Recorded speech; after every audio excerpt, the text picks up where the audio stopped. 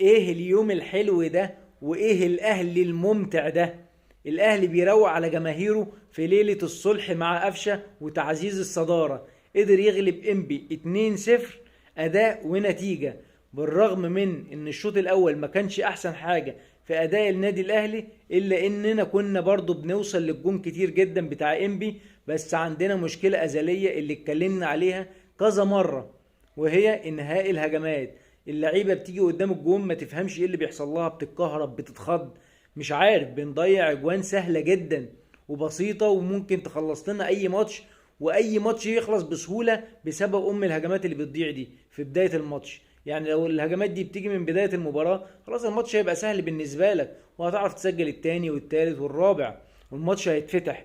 انما طول ما احنا عندنا مشكله في انهاء الهجمات دي، هنفضل طول الماتش متعقرب كده. اللعيبه بتدافع قدامك ومش هتعرف ايه تفك التكتلات الدفاعيه دي، الا بقى ايه بشوطه، بكره ثابته، بالكلام ده كله.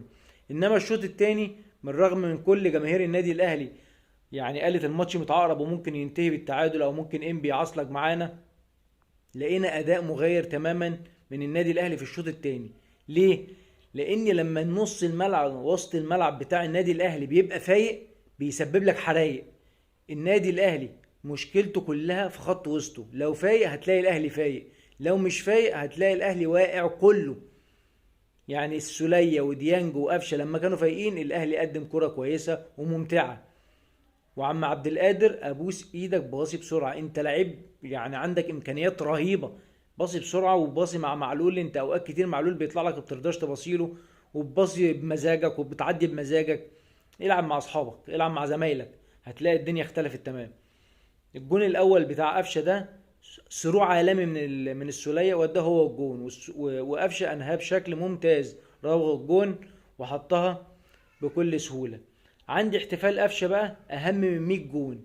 ليه؟ لان هو عارف ان هو مقصر في حق نفسه وفي حق النادي بقاله فتره طويله قوي، وخد نقد من الجمهور رهيب بسبب تراجع مستواه اللي مش مفهوم.